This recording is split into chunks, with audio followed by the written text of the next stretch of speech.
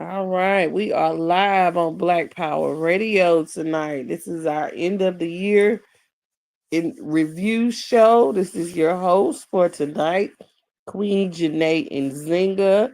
I have some very special guests with me, my brothers, my comrades, the guys that you called and when what you say when you feeling like something just ain't right. Put it like that. And you need them to come in the middle of the night. So you're gonna call that NFAC crew. The NFAC is the first black militia formed by General Comrade Grandmaster J, our brother in arms, uh, great commander, great man, awesome to work with. He's behind the wall at this time, but we're holding the line for Black Revolution and Black Power all over the world in his honor. Very honorable man. Uh-oh. Somebody need to connect. Bishop, you gotta connect your microphone. So I see we got Corporal Kick Ass on here. You wanna introduce yourself, Corporal? Peace and blessings. Shalom to everybody. I can't hear I'm. you for some reason. Can you hear me now? You might want to have to come out and go back in if you can't hear. Tell Bishop he might have to go out and come back in as well. He's got to connect his microphone tonight. Can you But hear me yeah, now? we have had an exciting year Yes, I can as hear the you. Panther Party, the Black Panther Party across the nation. We've had the opportunity to train with the NFAC and General Comrade Chief Crazy Horse and the Born Again Believers. Um, if you guys are having audio or visual troubles, just leave out and come back in, and I'll put you back on stage. Excuse me. Okay. But we want to just share this time with you all tonight so we can share our stories. Like people think as Panthers that we just, we just go around screaming Black Power, but that's so far from the truth. We have built a nationwide, global. Let me redact that. Not just a nationwide camaraderie, but a global camaraderie because they do have NFAC in the UK and other countries. I don't know how many there is. We're not keeping numbers, but we know that we comrades all over the world that come to the aid of those who are in need in this struggle because we definitely are at war. We talk a lot, we do a lot, but we are about that life for real. Make that right, Bishop. Can you hear me? I can hear you. Shalom, Queen. I Can don't you know hear me? what's going on with the Can y'all hear me with now? Bishop, the Bishop, volume can you hear me? tonight. If y'all Yes. can hear me, go in the back private chat and let me know. Can you hear me? Can y'all hear me from Busy One? You hear me? Yes. Bishop, you got Okay. me. We would have technical difficulties on the tonight of our nights. Sister Inshade, can you hear me? Unmute Yes, yourself. how y'all doing? Hi, power I to all can't the hear blessed you power to the either. people. I'm here. Hello? Oh my goodness. Maybe I need to leave and come back. Hold on, y'all. Don't go nowhere. Let me leave.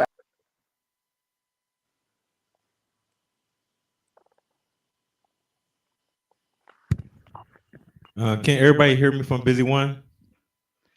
Yes, sir. Yes. All right, thank you. Black Power, thank y'all for having us. Okay. All right. Yeah, I thought maybe my connection was off or something. Okay.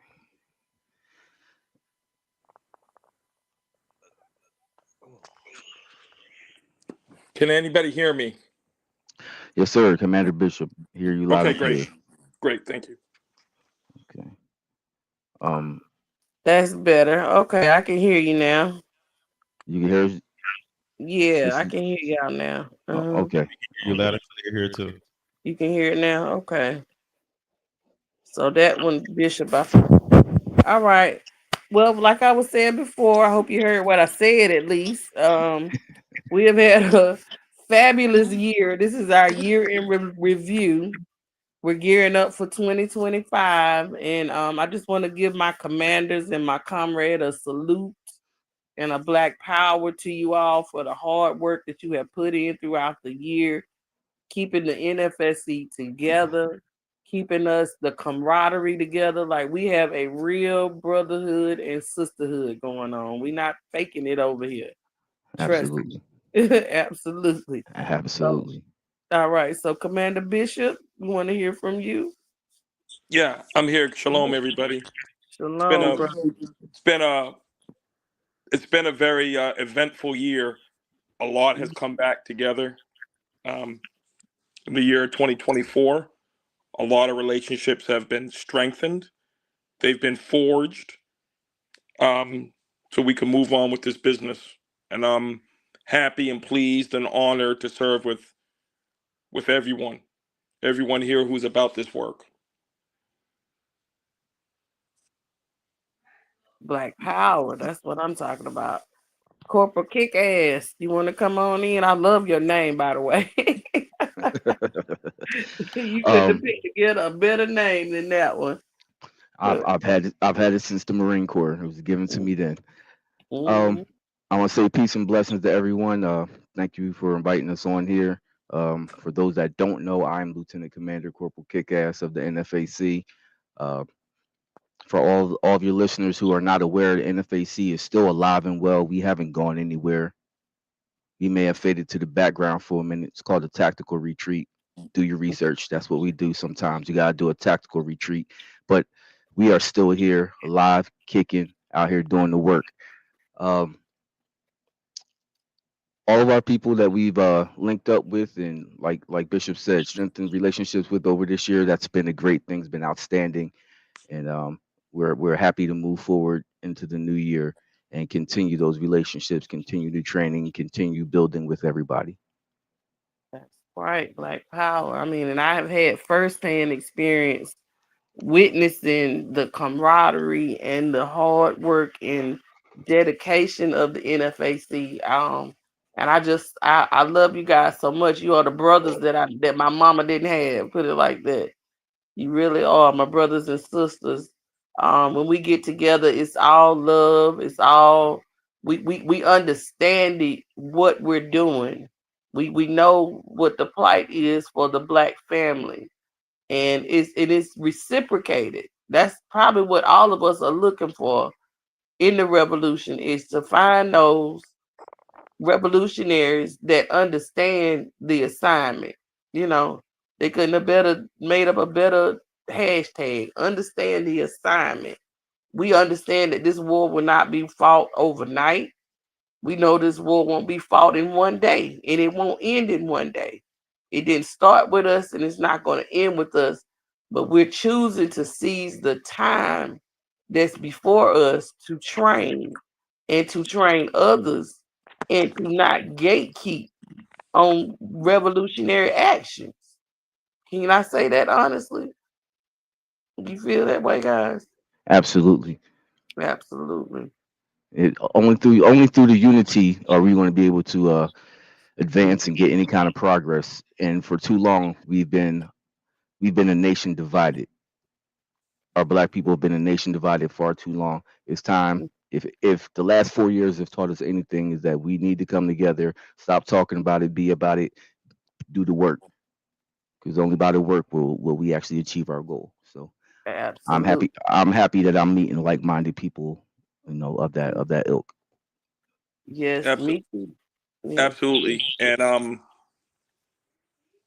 we've had a lot of relationships, like I said before, forged and strengthened, that have been there for quite some time.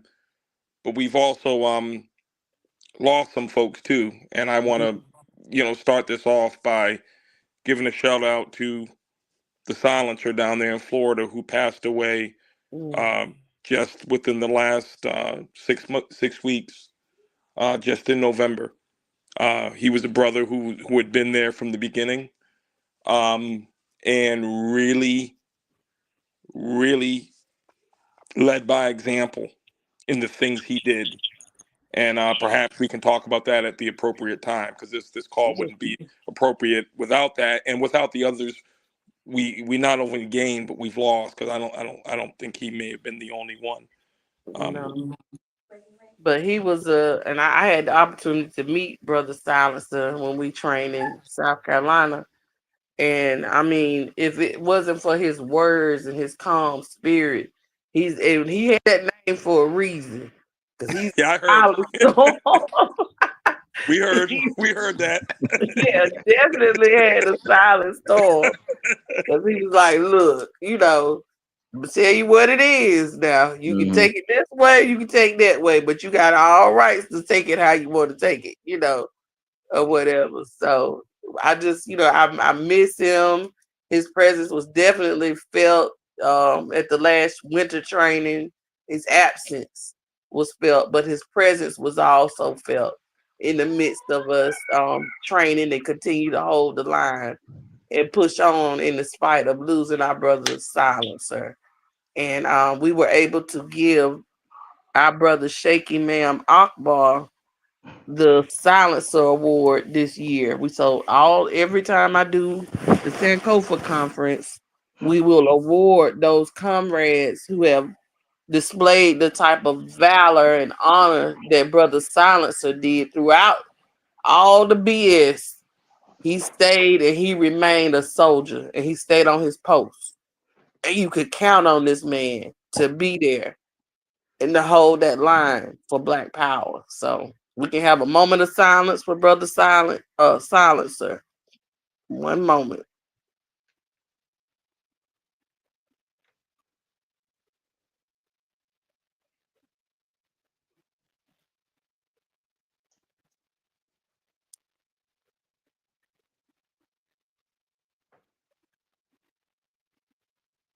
All right, amen. Because we are live. All right.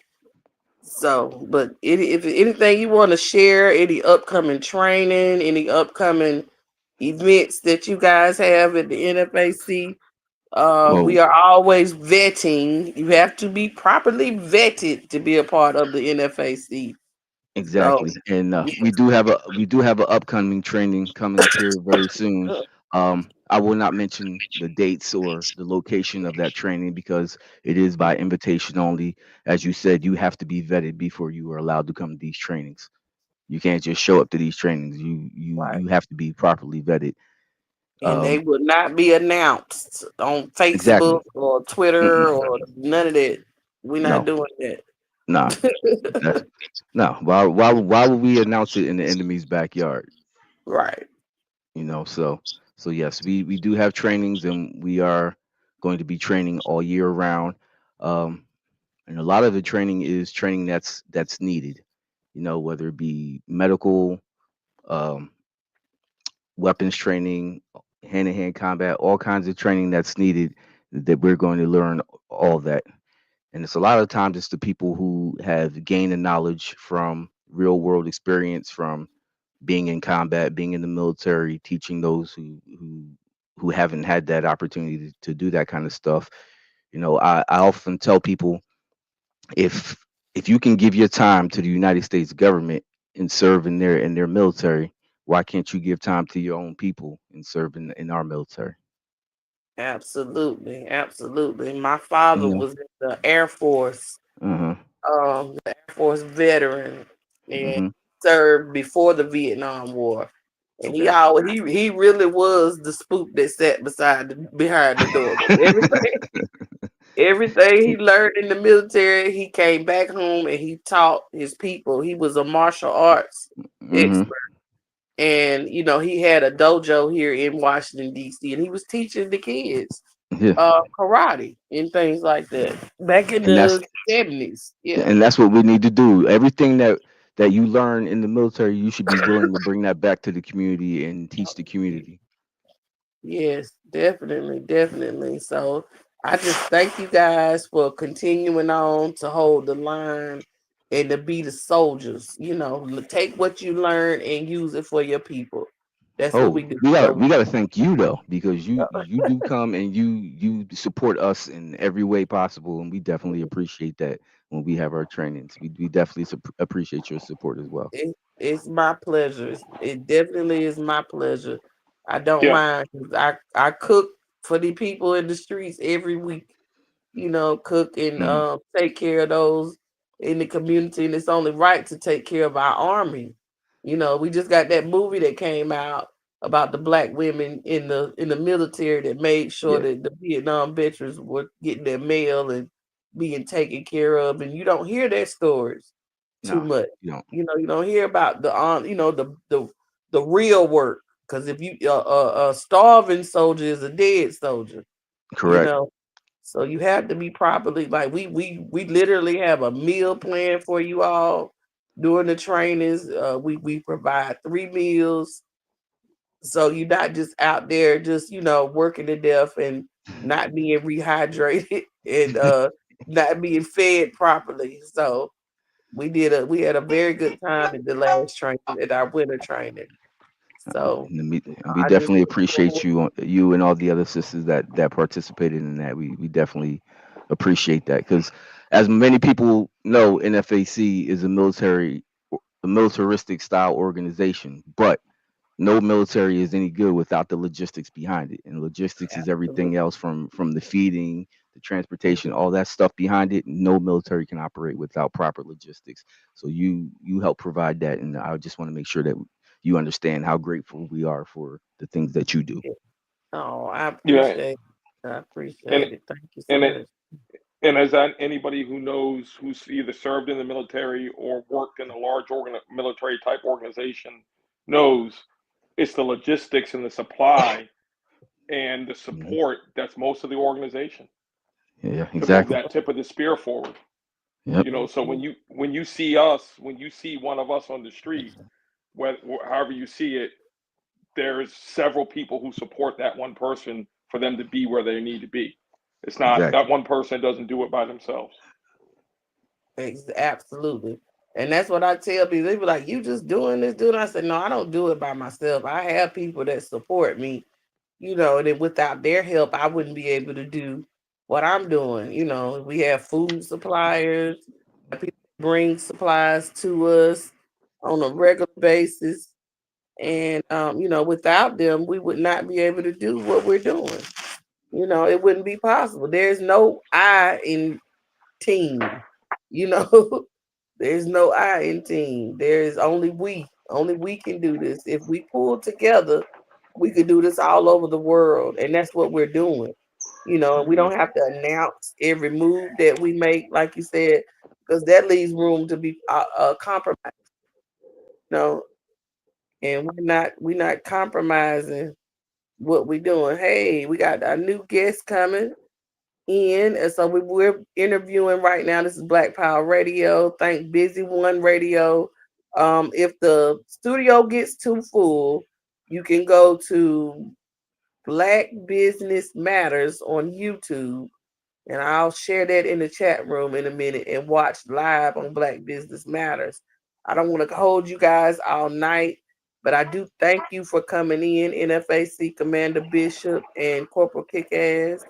May, And we got High may I add, Noon. Who else we got from NFAC in here? Liz Queen Azua, Virgo. do you Yes. mind if I add something else, if you don't mind, Sure. Go ahead. before Go ahead. before we leave or stay or whatever we're gonna do? Two Mhm, things. Number one, uh, we just were talking about logistics, support, everything like that with the organization. mhm, Anybody who's listening who is interested in joining, don't don't think it's just all about being a frontline soldier. There's a lot of other needs that have to be met. And if you Amen. think that you can support us in some way and support the mission in the way we conduct it, feel Hmm. free to reach out to us and join. We have an IG page that the NFAC 444 that you can go and reach out to us. We have an email address that you can reach out to us. I don't Corporal Kickers, I don't know if you have that right in front of you. I'm on the move right now, but we can you guys can. We're in the shadows, but we're not hard to find if you know where to look. And if you know where to look, and that's part of it. We're not handing out cookies here, and this isn't supposed to be easy. You find us and you reach out and say, I want to help. Here's my skill set, and you'll be vetted just like anything else, and we'll have the honor of your company. So I want to put that out there. And the second thing is I don't want this. I didn't want the conversation to go any further without mentioning our founder, Grandmaster Jay, and his plight and where he is and where that stands right now. And if you don't mind, I'd like to speak to that just for a second, just so the crowd knows. Please, Real yours, quick, Bishop is join NFAC at proton.me, PROTON.me. Put it in the back chat and I'll share it for you. Okay. Go ahead, Bishop. Yeah, so thank you. As you all know, Grandmaster Jay, we consider him a political prisoner like everyone else who's done what he's done and paid the price for it. He is in FCI Ashland right now. To all those who don't think he's in prison and spreading that nonsense, I think that's all been stamped out, but that's exactly where he is. He didn't go to Africa. He's not chilling somewhere else. There's a bunch of fake YouTube pages that have popped up, and that's how we know we're being effective. When the enemy pops up with this nonsense and this saying this, that, and the other, and spreading this dissension and lies. Y'all don't fall for that, please. Use your third eye, and you don't even have to use your third eye. Use your brain and figure out what exactly is going on here. He wouldn't be being mentioned the way he is if what he did wasn't effective. However, with all that being said, a pardon, and this has been released a couple weeks ago. A pardon has been submitted to the Department of Justice and to the President of the United States through the appropriate channels on his behalf. As well, he has a compassionate release that's pending. And I would say there's a good chance we're going to see our brother soon. And if that doesn't happen, he's got 30 months left on his sentence. So you're going to see him soon anyway. But any of y'all who, and I would like to thank everybody on here, you want to do something effective, call your Democratic congressman or congresswoman and ask for the release of Grandmaster Jay. Because they all know who he is. I can assure you that they all know exactly who he is. I know that because that's kind of what I do for the organization, the political support. So, you all reach out to wherever you live, reach out to your congressperson and ask for it. You can Google the White House pardon line. There's actually a phone number you can call and ask because it is sitting on the president's desk. We do know that. And you can call the Department of Justice Pardon Office. And we could put that, if your show is going on for a little while, we'll put that in the chat and get that out there to you. So it's broadcast. But now's the time to do that right now. And I would like to think with the spanking that the Democrats took this last election, they took it because of the Black community's sick and tired of their false promises. And the demographics show that. You all want to, anybody listening, you all want to start a conversation with us again? Start by pardoning Grandmaster Jay and, quite frankly, all political prisoners that you're holding. Absolutely. We need our political prisoners free with Mumia Abu-Jamal, H. Brown. We need all of them set free. We need them home. And the only reason why they target them is because they did something. I told you this at the first Sankofa. The only reason why they targeted him because he did something that these other so-called revolutionaries was too scared to do. And that's confront your natural enemy when they killing our brothers and sisters out here in the streets. And we just sitting back kumbaya and God is this and that. And they're murdering us. They're killing our sons and daughters out here. and we're just really sitting back taking it, and it seems like every year is instead of it getting better, it's getting worse and worse. They just killed the brother up there in New York. I haven't seen it on the news one time. I've only seen it on social media. Exactly. I'm from the Philadelphia area, and I was like 10 years old when Brother Mumia went to prison, Yeah. and I remember that. And part Mhm. part of that issue is the police union in this city is very strong. They have a lot of power, and a Yeah. lot of times when that police union president says something, the mayor will jump and do whatever the heck he wants. And Mhm. part of the reason Brother Mumia is still behind bars is because that police union president, who is a certified bigot, he wanted Brother Mumia locked away because how dare that black man defy the police? Right. Right. And we actually had this year, we had sisters Janet and Janine Africa come on, and they just released the bodies of their children. And they were saying, they don't want a plaque or a land marker for Osage. They want Mumia free. That's what they want. Forget a plaque or, remembrance of what they did. They want us to remember the trauma that they caused, but they don't want to resolve the problems that they've caused and the hurt that they've caused to this family. They were highly Don't play with upset. my don't play Yeah, with my paper towel. Paper. they were highly upset during that interview we did with Janet and Janine Africa. Those are Mike Africa's sisters, the twins. And it was, it's hard to listen to the stories that we hear from that day about what happened. And actually my father is from Philadelphia as well. Um, And I was I sit, shared with them, yeah. My I was sister sitting, still is there. You was I there? was sitting there. I was sitting on Oh, my grandmother's steps about 6 blocks away from that, and I literally watched the night sky turn to day because the whole city block was burning. And I was a young dude. That was 80, 85, 84, 85, something like that. That happened. mhm, I was a young dude just sitting there on my grandmother's step, just watching the fire, and I couldn't believe what was going on. And my grandma mhm, was sitting there behind me crying, and I really, at that point, I didn't know really what was going on, but I definitely remember that day like it was mhm. yesterday. Yes, we want to continue to keep Brother Mumia Abu Jamal in prayer, as well as Commander. Okay, let me as Commander.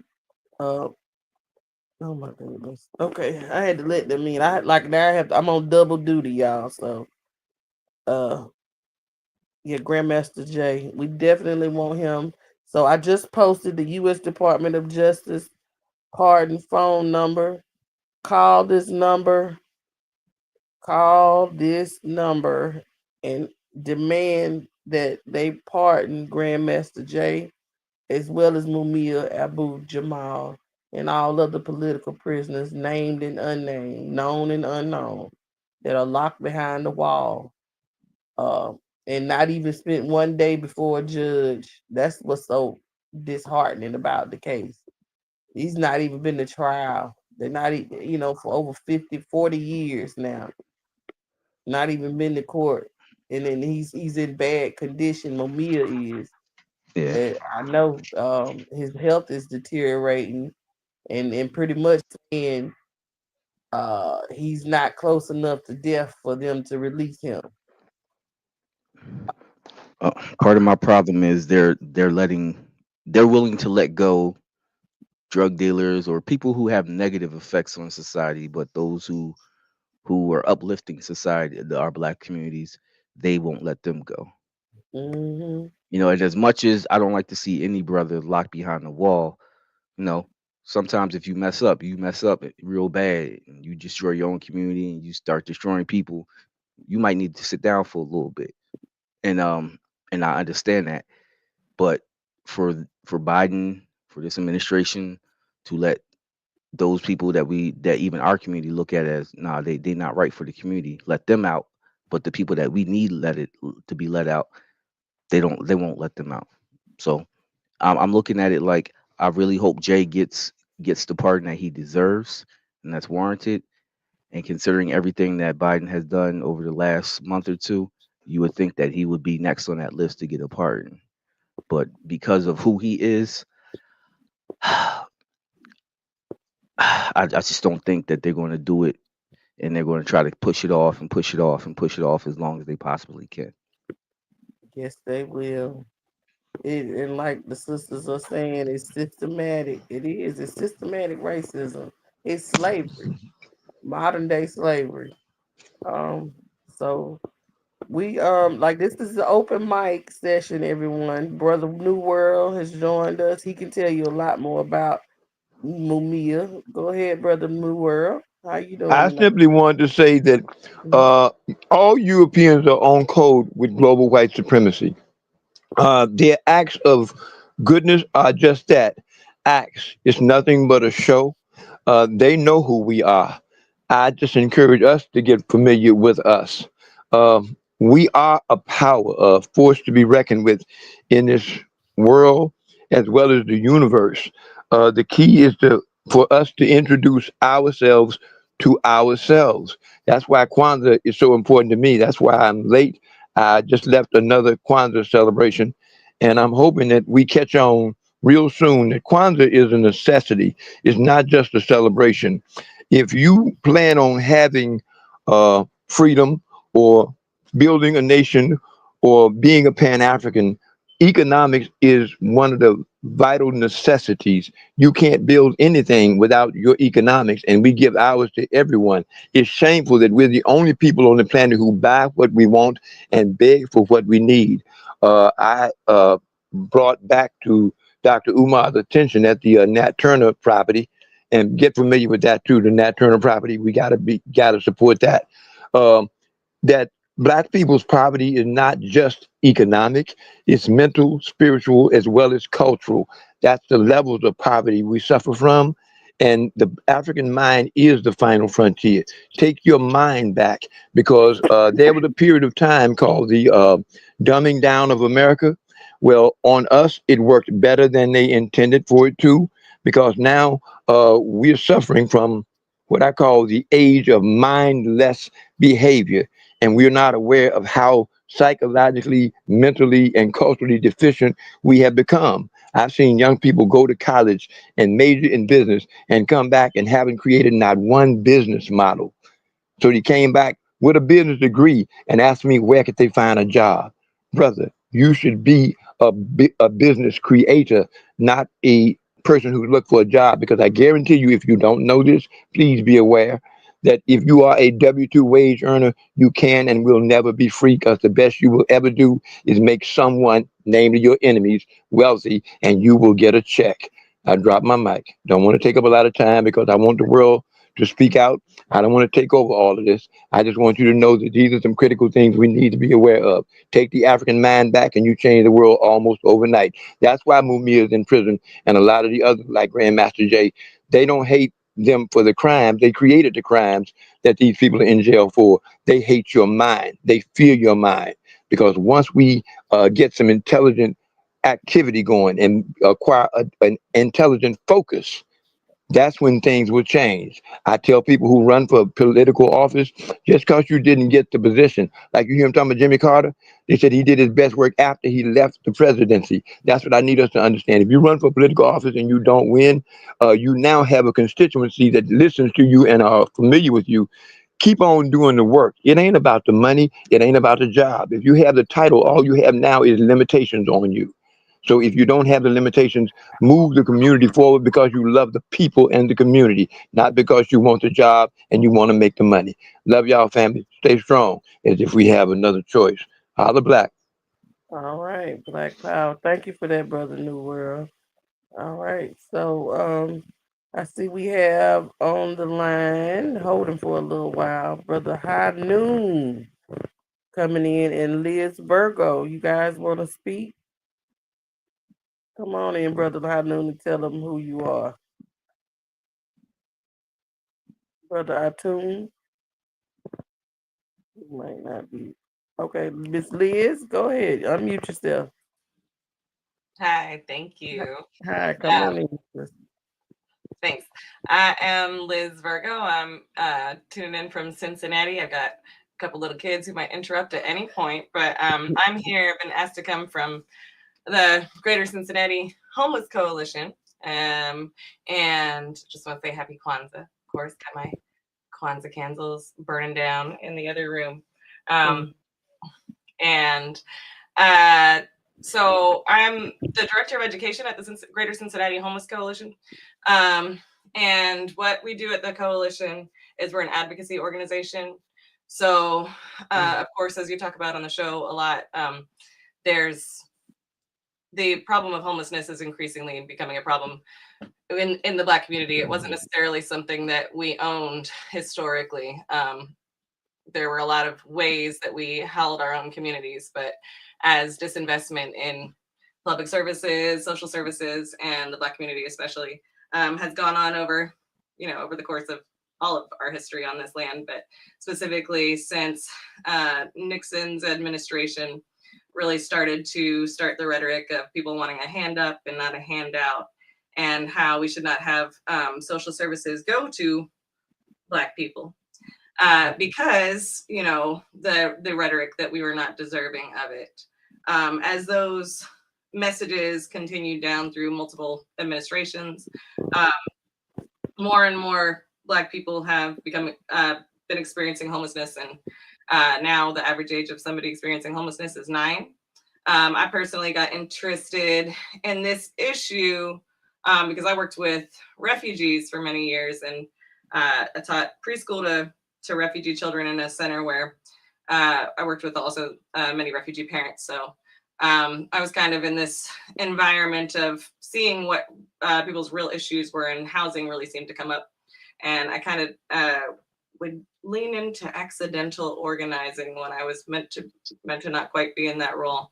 But I studied housing a lot, and personally, I'm somebody with a Black Studies degree.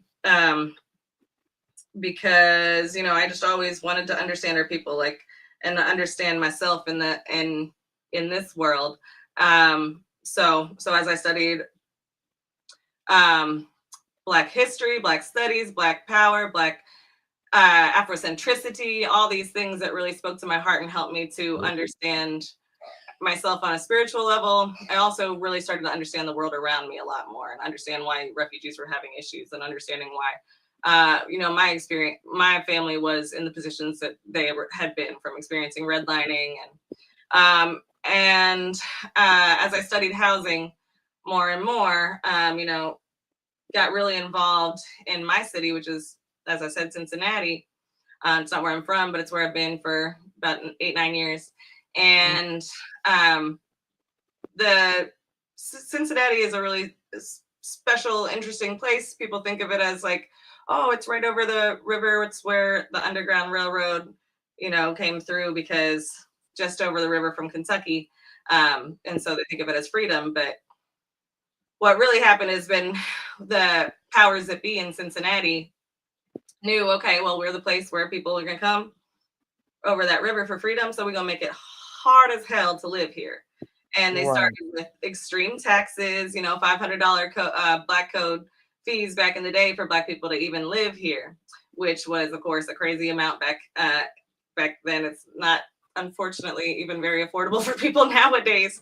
But definitely back then, $500 to stay in Cincinnati was a huge ordeal, but people did it. People stayed and established the city, established their own Black Wall Street, of course, because Walnut Street here and were systematically disinvested in, systematically targeted. Of course, had the highways come through, had urban renewal, all of the same kind of historical stuff, but it can be seen here in Cincinnati. So throughout all those political administrations, more and more of our people have been out in the streets. More and more children have been out in the streets. In Cincinnati, it's about 10% of the public school children experience homelessness throughout the year.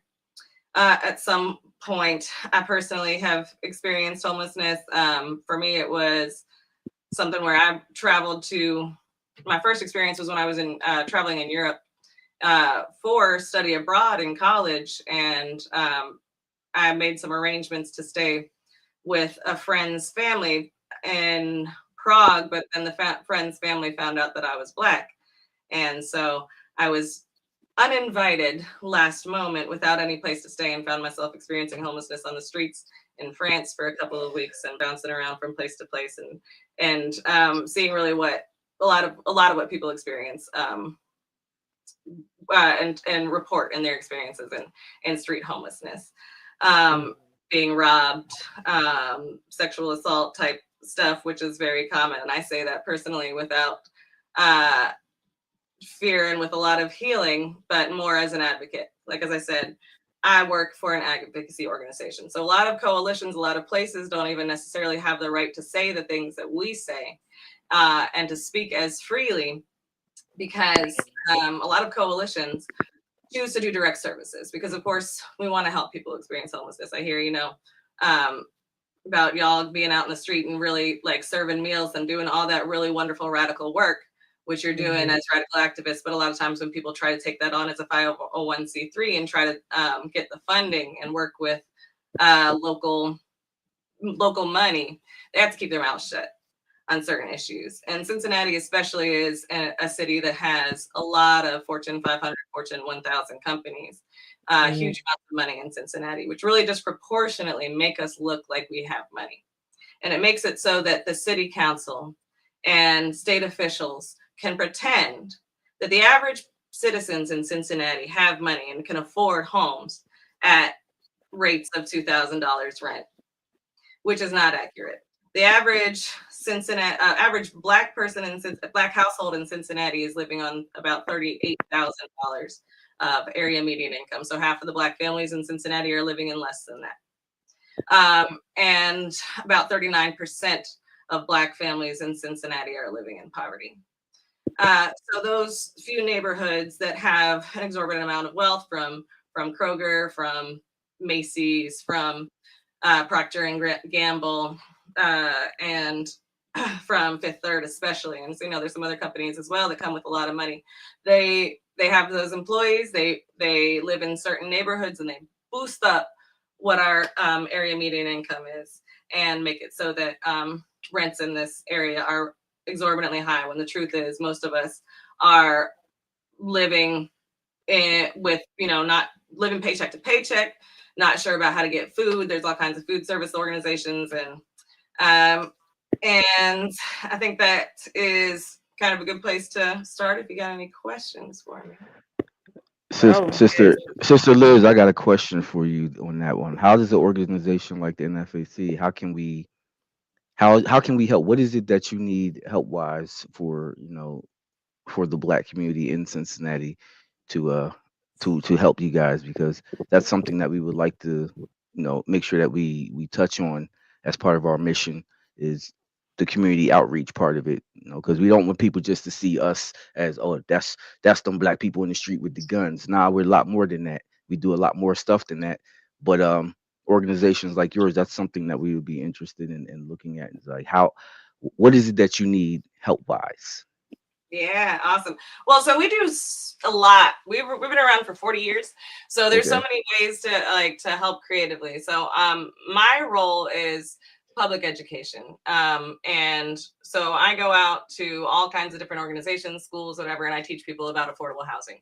So always advocacy on affordable housing, because the real truth, the answer to homelessness is homes. People need homes, and people don't need homes that they can afford.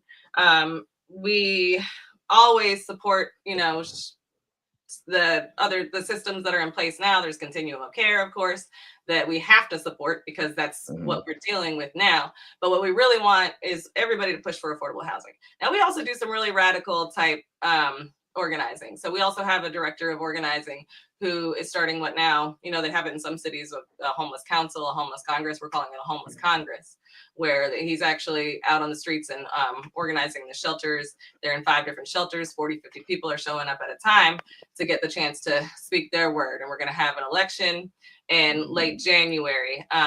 So we are trying to get, you know, of course, we look for for sources of funding for that sort of thing, because we are trying to give stipends to our people who are going to be out there advocating for affordable housing, who are coming straight off the streets and straight out of the shelters. But also in general, I mean, advocacy, we have people come to our education program from all over, from colleges, universities all over, can come and do what I call an alternative break. I would set up their housing and then give them an experience where they do things like direct services, but they also learn about advocacy, about organizing, about writing, and about how to really affect more than just a volunteer level. How to turn people into active citizens who are going to city council meetings, but we have also historically occupied buildings in order to start shelters where shelters weren't legal. We have occupied buildings in order to have tenants' rights heard when people have come in and purchased the buildings and illegally, you know, and gone those back routes. So sometimes we need things like people showing up on site to, you know, we haven't done stuff like that in the last few years, but and as you all were mentioning before, like, we don't necessarily put on blast when we're about to do that level of stuff, but for our inner circles, we definitely we have that level of need. And sometimes we're on the streets. It was people from the Homeless Coalition who started, you know, what was originally called Black Lives Matter Cincinnati, but because of not wanting to necessarily be associated with some of the issues that were going on with Black Lives Matter, ended up becoming Mass Action for Black Liberation Cincinnati. Like, the people who I know to be really truly on the streets were also out of the coalition, not necessarily totally connected, but in Cincinnati, we're considered, like, the coalition is considered one of the most, maybe the most radical organization. Like I said, we speak truth to power. We don't do direct services because we don't take this funding from those people, because we are not going to stop telling them the truth about themselves. So we need people, we need advocacy, we need what y'all are doing, and out here talking regularly about people's experiences, homelessness, about you know, the people, I know that y'all are supporting people in Maryland, which is where I'm from originally, with issues they're having in the shelter, and telling those stories. It's a huge deal. We have a newspaper that we produce. It's called Street Vibes, and people who are often living out on the streets, or maybe have been living on the streets, distribute these for a couple bucks. We give it to them for 75 cents. They distribute it for a couple dollars and keep the money and stuff. So it's filled with articles that they write themselves, that I contribute articles, people from our staff contribute articles as well. And it's that radical level of news, because mainstream media is not going to do it. Even local media, people often think that local media might be the answer. And I think that local media is extremely important, and you can touch on a lot, but we need this radical level of outlet as well. So what y'all are doing, for sure, keep doing it. And let me ask you this question, because I'm a big advocate, being a veteran myself and having a lot of veteran friends. Veteran homelessness is also an issue that I pay attention to. So that's why I'm kind of intrigued by this. But is it the lack of that? Is it there is no money, or is it that there's not a care for the situation, for the plight of the situation? Because I know in the veteran circles, they say they care, but they don't really care, and they don't show it by their actions. So do you see them not caring? Because we all know the money's there. They just don't care enough to say, all right, we're going to allocate this money to this issue. Yeah, I mean, definitely, there's plenty of money. But what we find is that allocating the money to the issue. Because I mean, I think it's been touched on this show in the past, that the continuum of care method of dealing with this problem is like how our country has chosen to deal with it. It's that they have chosen instead of investing in affordable housing, we have this system of Band-Aids where people can live in shelters, and people can, get a few months here, get a few some food assistance, some rental assistance, some this and that. But that's not long-term solutions. And the level of money that it takes to actually invest in those systems, it's less prosperous. Like we have these systems where now we let people get into homelessness in the first place, and then we start helping them. But we know that it costs more money. Like the amount of money that you put into an individual that has started experiencing homelessness is so much more than preventing somebody to getting into homelessness, preventing a family. Like if you can catch that moment where it's often some sort of qualifying event, like there's some sort of, I got this little sheet, my little cheat sheet here of things that cause homelessness. It's usually like a loss of a job. And that's something that takes a little bit of time to recover. But when people are living paycheck to paycheck, you don't have that safety net. So it's definitely a lack of investment. I mean, there are investments in continuum of care type stuff. There are investments in Band-Aids, but those Band-Aids end up taking a whole lot more money out of our society than when we invest in the first place and just having people have affordable housing and livable wages. But there's definitely the money. There's definitely the money in Cincinnati, and the way it gets moved around and the way that social services organizations have to compete for small portions of money that they're doing amazing amounts of work with, but they're being pitted against another when truly we have billionaires sitting at the top who, in our city in particular, some of those developers that I talked, or some of those Fortune 500 companies that I talked about are actually the lead developers in the city. So Kroger, P&G, and Fifth Third Bank have created a nonprofit, part of the nonprofit industrial complex in Cincinnati that's called 3CDC. And so 3CDC is the preferred developer within the city. And in 2001, after Timothy Thomas was murdered, a young Black man who was the 15th Black man murdered in Cincinnati in 6 years, there was a big uprising. And some people might remember it, but of course, that being in April of 2001, September of 2001 kind of distracted the rest of the country. It was kind of a perfect storm for Cincinnati. So there have been huge uprisings because of Black folks being fed up with so many of our folks being murdered. And Timothy Thomas in particular was the last straw. And there's a huge area in Cincinnati called Over the Rhine that had been impoverished forever, which is where Timothy Thomas was murdered. So once the uprisings happened, that gave the politicians and big money in Cincinnati the reason to say, look at those people, they burn their own buildings, look at the way they act, of course, and all the sort of rhetoric where that worked against us. And they ended up really intensely and quickly gentrifying Over the Rhine, which was the historically Black area in Cincinnati. So one of the most prominent areas for Black folks to live in Cincinnati. So in the last 20 so years, things have dramatically changed.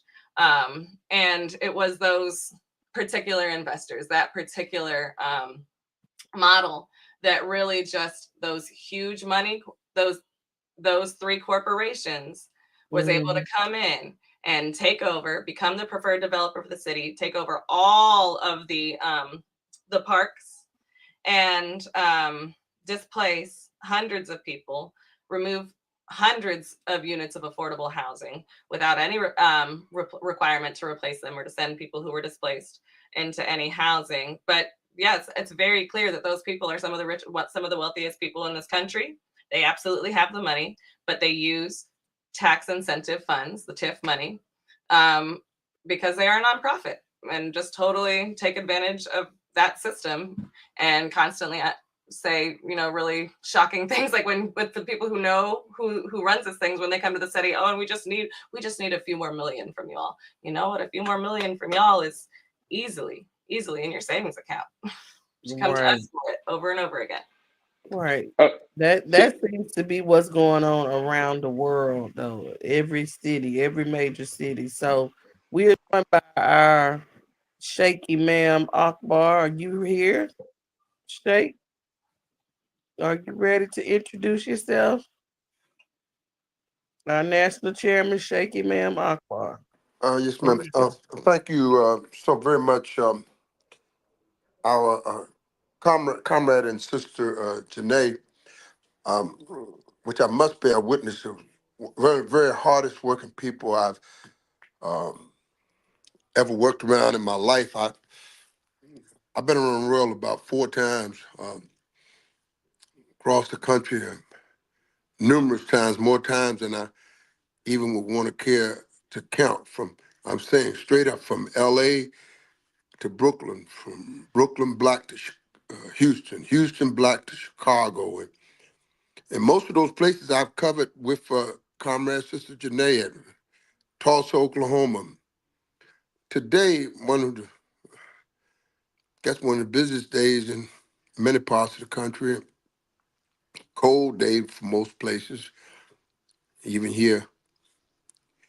But this sister went out on a mission to get something accomplished that most of us, we are not taking the proper inventory on our circumstances. And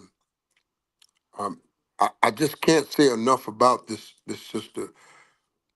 She's running the Sankofa conference. It's got to be one of the best conferences in the world. She's here on Black Power Radio, one of the most informative radio talk spots in the world. She's running that. She got Boss Lady, Bossed Up Radio. She's a biker, a mother, and runs a breakfast program to feed those. I'm appeal to you all tonight. This is very important, what I'm about to say.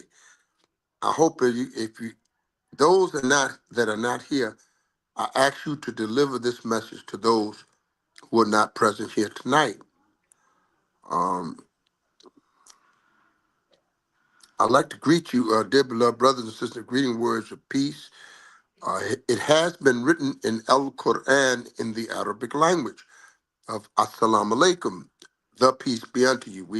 We are the Black Panthers, and we're the best in the peacetime. We're the very best in the peace times.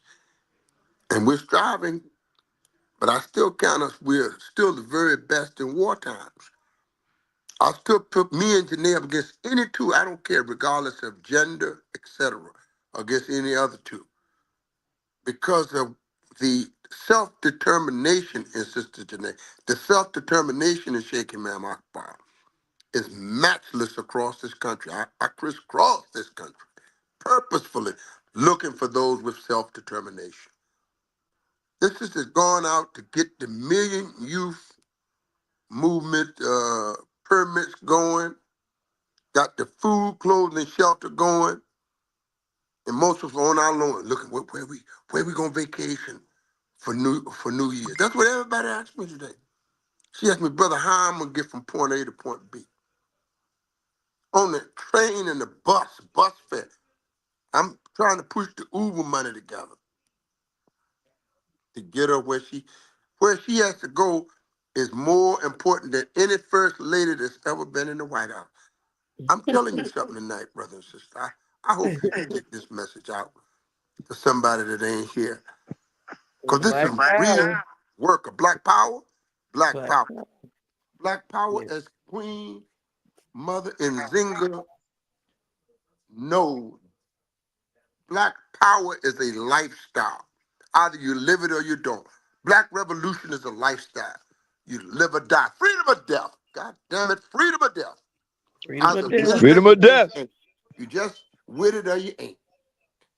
But I'm here to tell you tonight, and I listen very carefully to our beloved sister from Cincinnati. We thank you. We welcome you to Black Power Radio and TV News, one of the most unique broadcasts in the universe. But I'm going to appeal to you tonight and ask all of you to stay with me on this one, to stop using the language homeless. And there are but 10 reasons, but I'll give you one or two. Because homeless, it puts in the penitentiary. I was a prison chaplain for 50 years. And somebody way on the end see you going hobbling to get your tray And he said, "Oh, you sweet daddy long legs, or sweet daddy short jacket, or sweet daddy short leg." And then you got to wear that jacket for an eternity. You might get 10 more houses. You might get you some Bitcoins and put some cryptocurrency in play. Be you an AI power cell and fly a rocket to the moon, but you'll always be known as the homeless. There is no creature on this earth that is homeless. Every creature has a home. If it's nowhere but on the ground and on the planet Earth, you have a place. I would strongly recommend to you start using the language of displaced. This person has been displaced from somewhere. Number 2 or 3, it leaves a stigma on you when you go to the government to get something. When you go to private sectors to get something.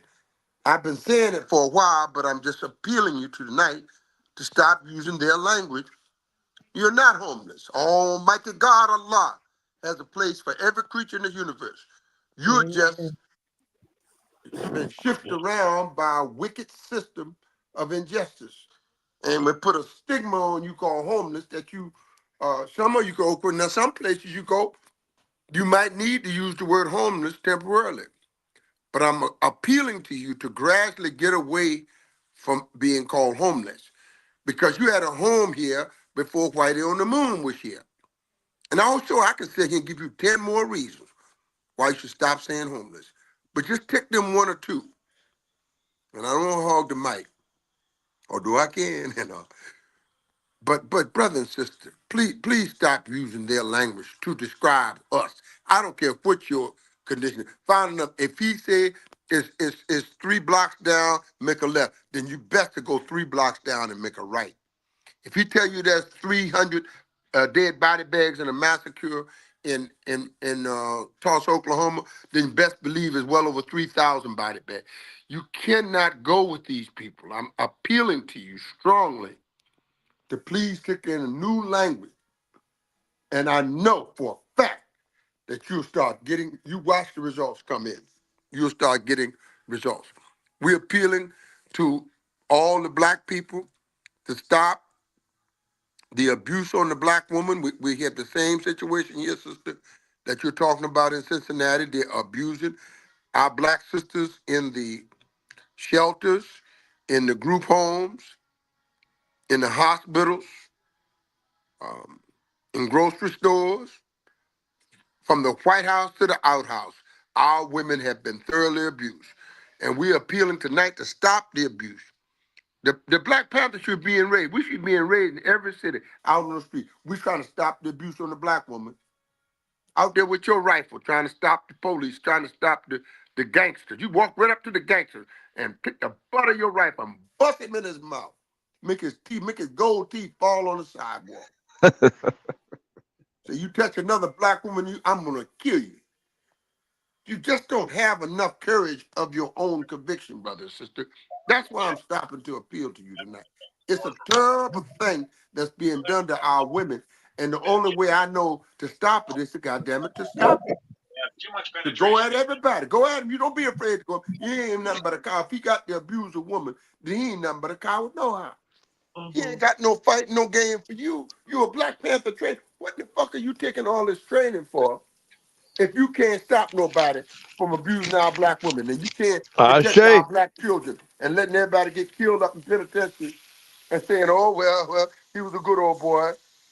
Yes. So I need to get my kids to bed pretty soon. But I did want to say, we thank you for coming on board. Yes, I didn't want to take you long. I do want to say that one of the main things that we do in our coalition is to advocate for people to be advocated for as people. One of the most important things that we do. Okay, now you have a staff. I want to get right with you on a quick dialogue. I want a quick dialogue with you right now. So and I want to find out now, do you have a staff? Are you the head representative of your organization? No, I'm not the head representative of my organization. Okay, now you got some people. Now I'm asking you. Sister, will you be willing to take the language we're giving you tonight? Beloved, it's going to be hard for us to talk. Could even I though say you're my the piece Russian, because you you got just yours. talked about not But abusing you're on women, our and I program, think that and it's having women hard for us to say their talk at the same piece is time and part be of heard. not abusing women. It's So extremely when you hard invite a woman for us to to come talk onto at the your show ma'am, ma'am, and you ma'am, speak ma'am, over her ma'am. the entire It's hard for time us, when she is sister. trying to I speak have her piece, to then be that the is host of the also a show part of tonight, and it's abusing gonna be women. hard, So I just want to sister. say It's gonna be hard for us to that I talk. don't Is there appreciate any being way to asked mute to your come mic, onto the show, and then are when you I willing to mute attempt to yourself, speak, having every word that sister? I We say can't be talk at the spoken same over. time, And it's clearly beloved.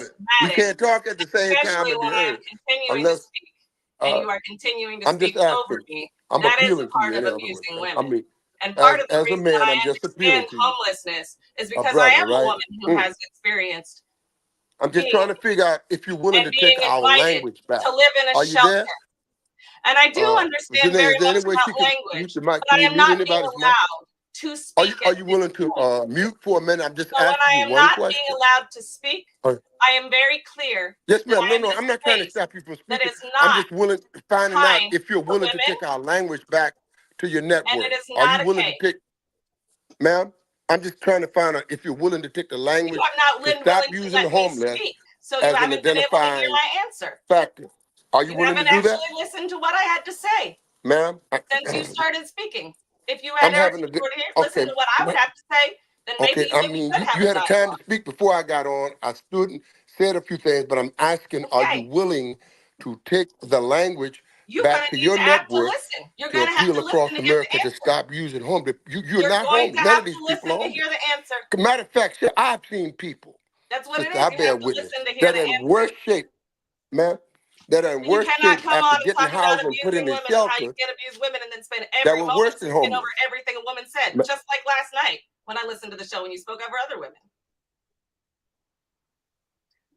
So, what I said was that you want me to use the language of people who have been displaced? The truth is that I have been using the language of people and always put the language of people first. And that is one of our most important advocacy points. So I apologize for not coming on here and saying that first and foremost is that I am speaking about people. However, every single time that I use the word homeless, I also said people first, people experiencing homelessness. And within our organization and within everything that I do, I take people to tell their stories and talk about why they want to be called people and not use the word homeless. I am very clear when I educate that calling people homeless and referring to people only as homeless is part of the exact language, part of the rhetoric, part of the propaganda that is used to displace people. However, you cannot speak of the issue of people not living in homes without speaking to the fact that they do not have homes. So you may be upset with me for using the language, but I am upset with the system for removing people from homes. I am a person who has been removed from my home on Number one, multiple occasions. no, ma'am. I am not upset with you. I'm just trying to say this No, but you slowly spoke over every and word as that I said. patiently. I'm trying to be as patient as I possibly can. No, I'm not upset with you at all. I was not targeting you at all. Everybody on this program knows that I have been appealing to rid the word of homeless. That the only way you're going to erase it is to erase it. Well, you are But erasing me. it has no Thank you, reflection. and good You are night. my guest. I'm not trying to know more than you. What's he saying? Wait here. As we go on, He's gone right now. That got maybe you way can get out it of back. control. Maybe you can get it back. Everybody on here at least knows that I'm not taking a shot at her. Does anybody here feel that I was trying to take a No, shot at her? she just felt No. triggered, and that's okay. Okay, Let that's people okay. be who they are. And I want you to sit down with her and issue an apology.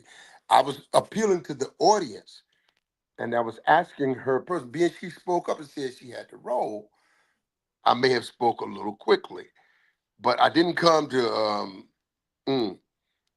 run anybody out of here, which I ran somebody out of here, and I apologize. But I'm thinking the message of what I'm trying to convey is more important than me, Janae, her, or anybody on this program.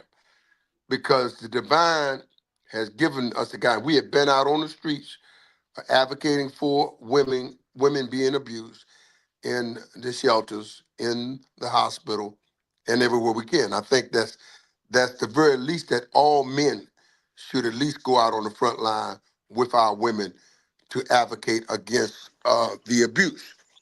I Now, say, on the other hand, we have to do something to get results, to get a different result from what we have been getting in the past. And that's why I asked if we can just start with the language, because they've been doing this thing, and still all the homeless there, they're still abusing the women, and it's not working that well in the favor of the people they have called displaced, or any language you want to use. You know the person I'm talking about on the line tonight. And I only came as to accentuate the positive work that women are doing.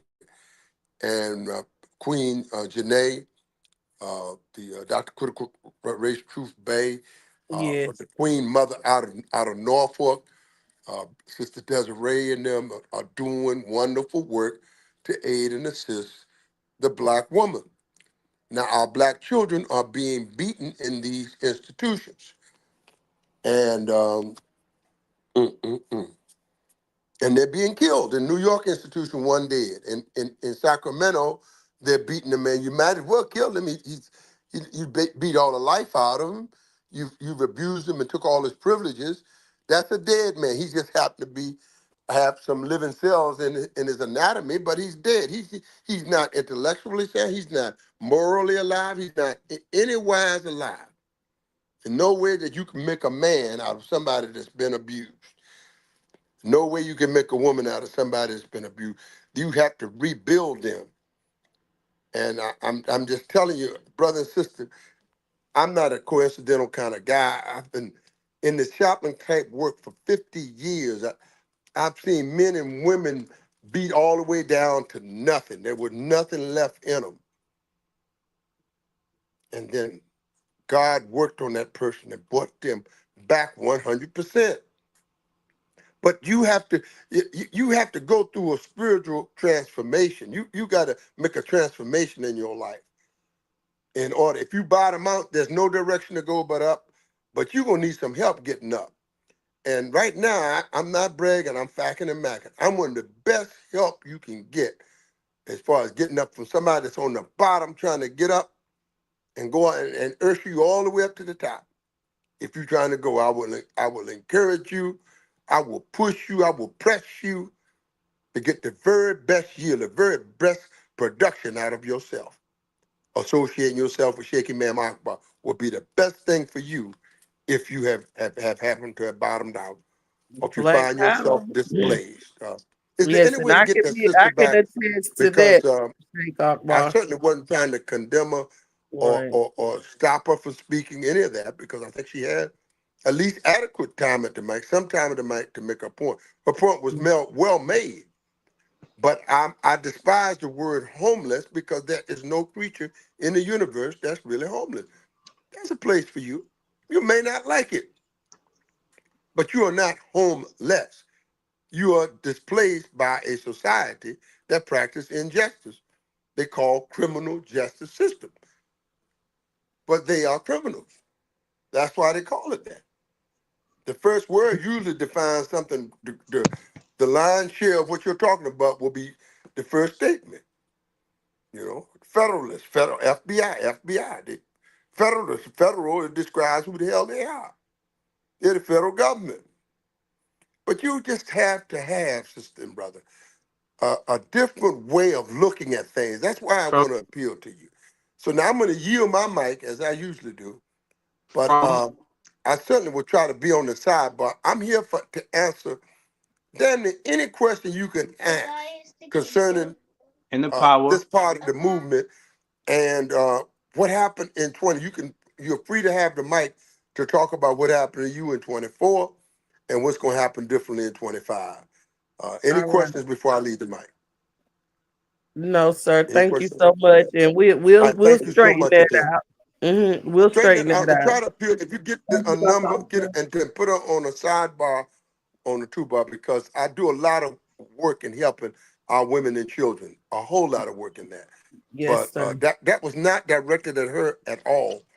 And that was just what I had to talk about tonight. Yes, Black sir. power. Salam Black alaikum and black power. Black power. Well, we want So to welcome Sister Inshallah back. As soon as I got ready to call on you, Inshallah, you dropped out. So So you can hear what. Unmute yourself, sis. You can Yeah, hear from the work that we're doing here in Maryland and Washington D.C. Sheikh Imam Akbar is in the forefront. He is a frontline soldier. He stood on the line with these women fighting for justice. That where they're being abused in the shelter system. So this is our year in review, and Sister Ursula is going to update you all on what's happening in Montgomery County here in DC area, DMV area. Go ahead, sis. So hi everybody. Thank you for having me. And I'm Anishal, inshallah. And Inshallah.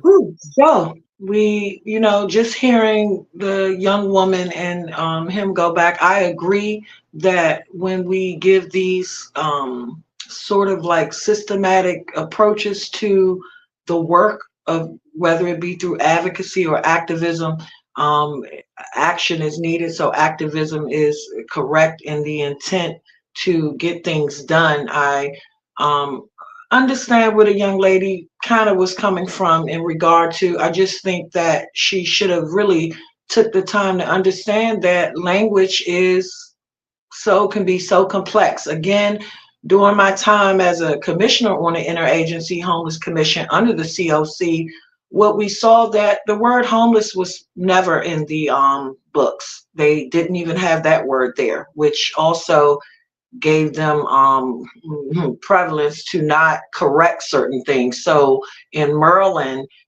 having that be identified first, that they were in fact, you have terms like unsheltered, unhoused, those terms can mean a whole lot of things. Displacement is just that, it's displacement. We have displacement here in Montgomery County.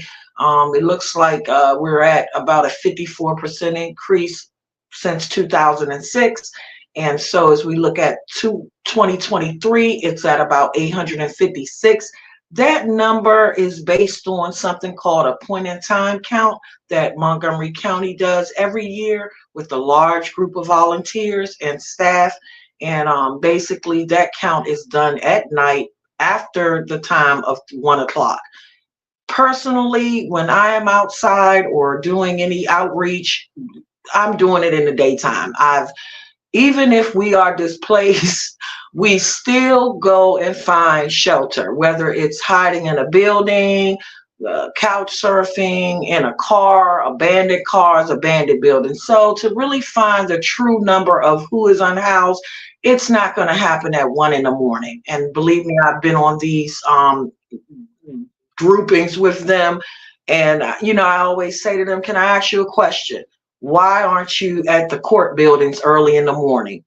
Why? Because normally if we look at DC over there by 441, we know the homeless people are outside in the morning time and it's easier to identify them. And so we kind of question that. So those are some of the things I will be working on. Also, if we look at what's going on right now as relating to the abuse, what I'm going to say is that to really protect, because we kind of have to protect these women, and we've heard there's some retaliation sent forth. We've had some incidents where we see how the retaliation may look, but these things are so hidden based on some of the things we're asking for. Safer precautions to be in place also, even when we're trying to engage the individuals, because we have to protect them. They've done their part by stepping up, and now it's on us. So it looks like right now the group has 2 petitions going on. One, of course, with Miss Robita, Miss Moses, and one with myself. And we are asking those women to also create that petition. Right now online, if we look at change.org or any platforms, we see over 5,000 petitions being created all over the United States in regard to safety in shelters. Again, Robita may not be on the call. I don't see her, but I know she's doing a really good job trying to get the word out. But also what we need is support, whereas when we're doing these petitions, that the women are writing the letters, that they're getting the grievances done with your group that you connected them with, and that we kind of remind the group to kind of understand that we're bigger with numbers, but also that there is going to be dialogue where we get into arguments, but that can't hold presence over the bigger picture. So we're learning as we go.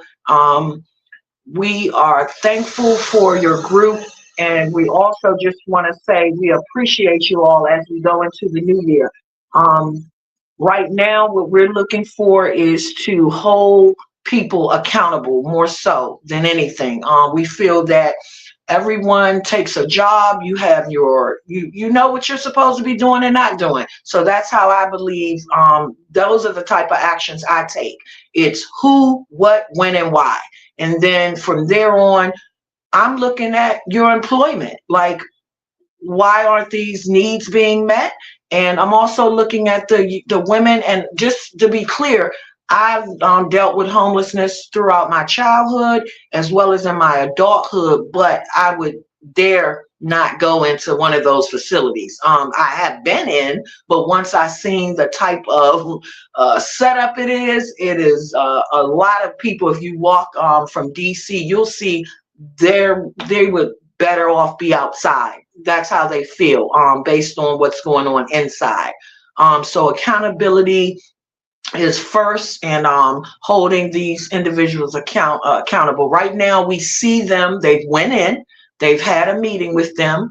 Of course, the displacement also starts within the group, because what will happen is you'll have individuals thinking, oh, I should take a meeting. No, the women who are going through the issues should actually be at the forefront. Why? Because when it comes down to it, what's going to happen is they will kind of like move around the weaknesses, right? And so many different players in these things. The goal of this is to get the women housed in a timely fashion, try to meet their needs and try to meet their needs. That's what I really stand in front of. And so that is important to me.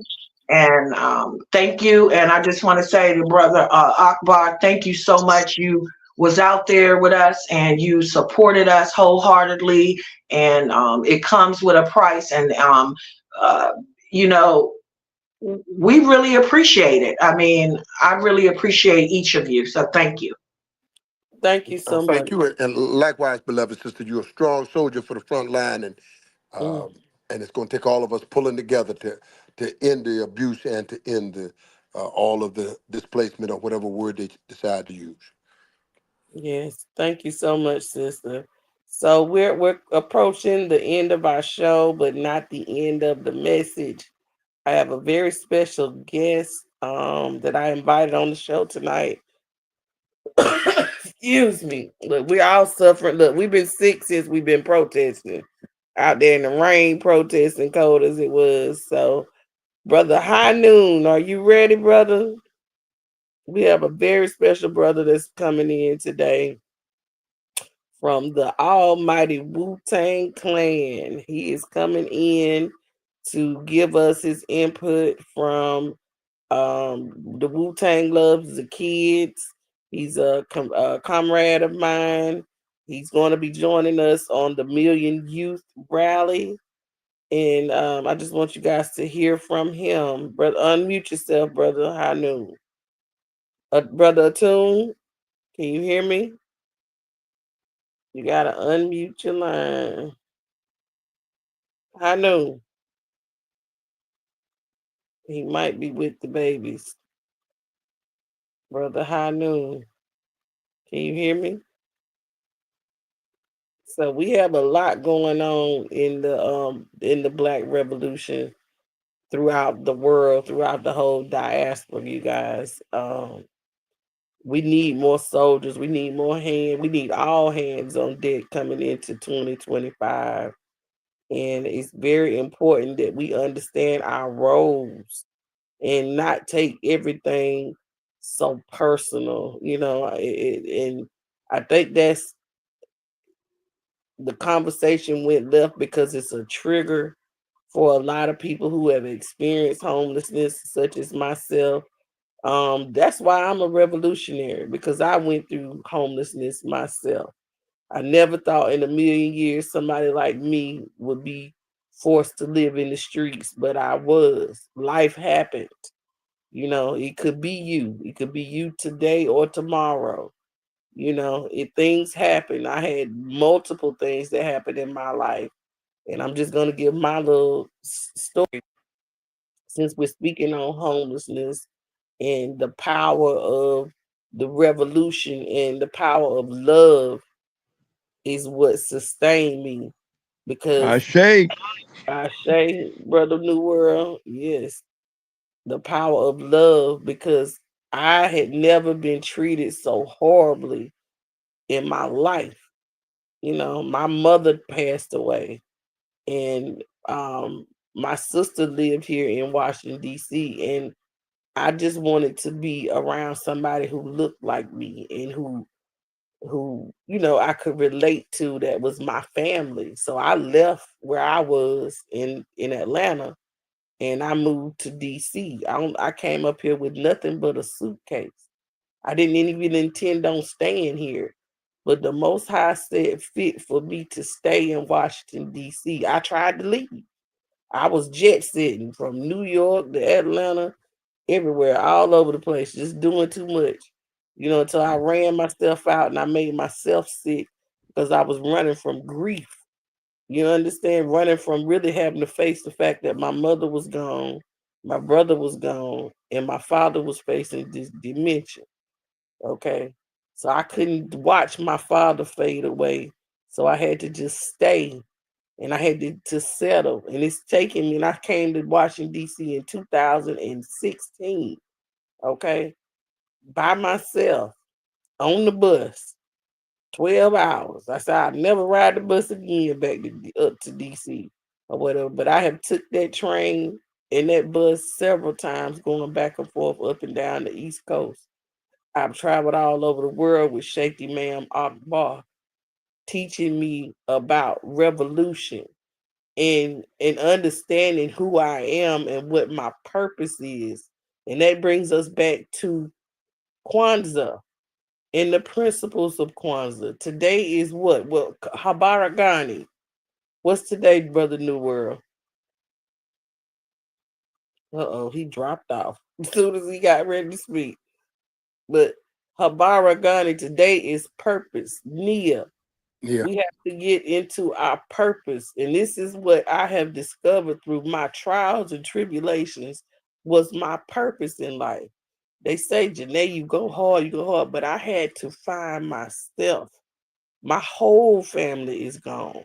Some of y'all got a mama or a daddy or a brother. I lost two brothers. My mama's son and my daddy's son. One drowned, one murdered. My mama died, then her sister died. I lost 5 people in 1 year. So when you look at me and when you see the things that I'm doing, don't look at me. Don't feel sorry for me. Don't say, oh, she just doing something to be doing something. No, I'm doing my purpose. Nia is purpose. I'm sorry. That's right. You clicked off as soon as I got ready to say Nia. Yes, sir. But I'm just sharing with you all the principles of Kwanzaa is something that we need to implement every day. Every Yes. day. I never would have learned about Kwanzaa if it had not have been for Sheikh Imam Akbar. My first Kwanzaa was with the Black Panther Party. And when I went and I learned what Kuji Chagalia meant, self-determination, I learned what Nia meant, purpose. I learned what Ujama meant, collective works and responsibility. And I learned that this was my responsibility. Heavy is the head that wears the crown. Like, Yes, you it can't is. call yourself a queen if you don't take care of your kingdom, if you don't take care of your people, if you don't I say. share your purpose with the world. We went to church and we learned those words. This little light of mine, I'm gonna let it shine. What is your light? What do you have to offer the world? We so much looking for the world to give us something, but we have nothing to offer to the world, nothing to offer to the people, nothing to offer to the people, the unhoused. You know, I felt I was unloved. I didn't have a home. I was not homeless, but I didn't even have a home. You understand what I'm saying? My mama Like was Jesus, gone. couldn't have a place to lay your head. That's right. My mother was deceased. When my mom died, that was the end of home for me. I couldn't find home with nobody. Couldn't rest too long nowhere. I had an elder sister of mine, friend of mine, Sister Barbara, and I want to honor her as being a queen mother of this land at the Sankofa conference. She told me, she said, Janae, what you about to do? Because I told her, I said, I gotta leave. I can't stay in South Carolina no more. I can't do it. My mom is not here. My dad is sick. My kids are with their father. I gotta go. And I gotta find my purpose. So as we celebrate Nia today, you look at the collective works that we have done, the people's lives that we have touched throughout the land. And when I tell you, me and Imam Akbar done been to Tulsa, Oklahoma 7 times, 77 times we will go again because it was our purpose to be there and to do what we were set forth to do. And all of these people that come on Black Power Radio and share their stories with us, they have a purpose as well. They have a purpose as well. It's our purpose. We had to go through the things we went through so we can help them and encourage them and keep them from falling, from feeling like they out of God's grace, you know, from feeling like don't nobody love them, like they don't have a home, like they don't have hope, you know, and we're here as a people to instill hope in a hopeless people. Ashe? I agree, sis. We need to work on getting out of our feelings and master the art of collective healing. That's right. That's right. Black power. We really do. We need to work on being more patient with one another. And we're so easily triggered. Like I was being triggered by that whole conversation. And but some say just hold up and hear her out. Hear her out. I heard the hurt in her voice from being homeless. It's a feeling that you will never, ever, ever be able to explain when you don't have nowhere to go. You don't even have nobody house to go sit down and relax and have a cup of coffee or just take a nap. I was running in them streets. You hear me? Running in the streets. But it was until I found peace and purpose, my purpose driven life. I read the book. I did the work. You understand what I'm saying? But I still didn't have no purpose until I found the Black Panther Party. And I realized that this is what God was preparing me for the whole time.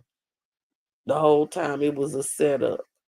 So whatever you going through, whatever you've been through in your life, whatever is triggering you, remember these words.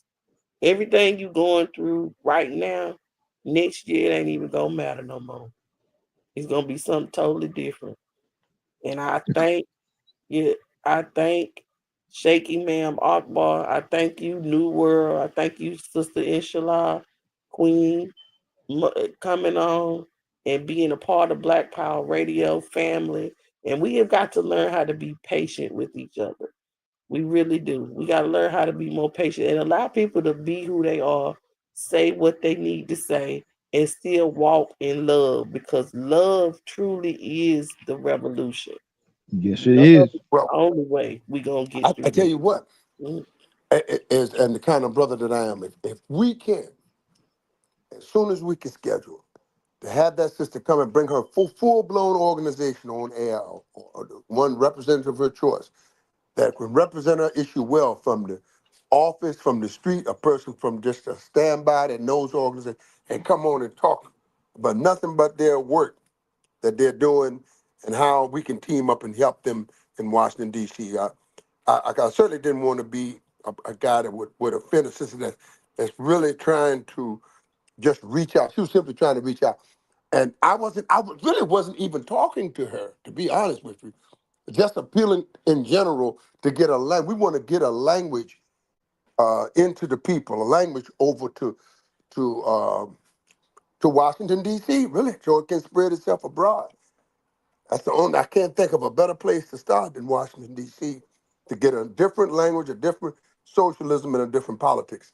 Won't hold you, just keep up on the Million Youth March, keep up on working to stop the abuse of our women, and certainly we want to stop the killing of our men while incarcerated, and do what you can to make a difference on your block.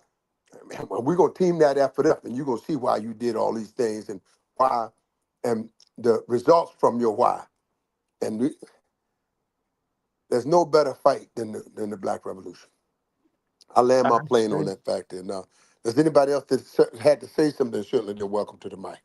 Ready? It's just New World Warrior. I simply want to say we have to understand that the creation of that term, homelessness, and that way of experiences, if you will, was created as a business for European parasites.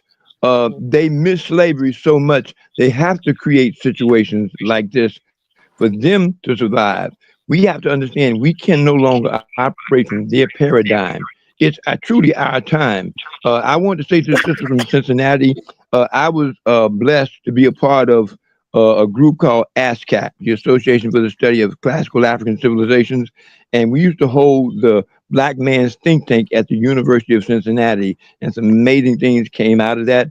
I would like to talk to her about working with me to work with them, because I believe in this concept: help me, help you, help us. And that works better than anything on earth. They'll catch on to this later, but I want to show us how to create the businesses that we need. It's no accident that they took the industrial arts out of the schools and home economics and things like that. Even when they decided that the Black Panthers were doing too good of a job, they tricked the hell out of the Black community and said they wanted to get rid of Black troublemakers, and the Black men who were movers and shakers disappeared, and that was the beginning of the destruction of the Black family. So we've got to understand the strategy that they use to destroy us and begin to recreate or reunite the Black family. That's where it comes from. And you were dead right, Sister Janae and Sheikh Imam Akbar. Love is the key. Love and truth are our weapons of mass reconstruction. We can change and destroy this devil and his program by simply learning to know first and then love ourselves. We've got to understand that our greatest power lies in our unity. Please come together, African family, by any means necessary. I'm going to drop the mic because I don't want to take too much time. Love y'all. Please know that we got to learn to love each other. Yes, we do. That's Love right. Likewise, each other. big brother. Likewise, big brother. Right. Sister Queen, do you have any final words in closing? We got 3 minutes. She might be busy. Okay, so, but we want to just thank you all for this year in review for Black Power Radio. In the absence of Queen Truth Bay, Dr. Truth Bay, we thank you for your time. We thank you for your word, and we thank you for your love. Because at the end of the day, love is all we need. Hit it one time, Brother New World. Sing that song for me. Love is all we need. You muted yourself. What the world needs now is love, sweet love. That's the only thing. There is just too little love. What the world needs now is love, sweet love. No, not just for some, but for everyone. And when you get that, take it all back, make it all black, just like that. That's the only way for us. Bullies don't stop, they must be stopped. And that's how you stop them. Love you, African family. Please learn to love each other by any means necessary. By any means necessary. And we thank you all for joining us tonight. We look forward to 2025, and we're going to leave out with a little music. Let's see if we can get a little music in here tonight.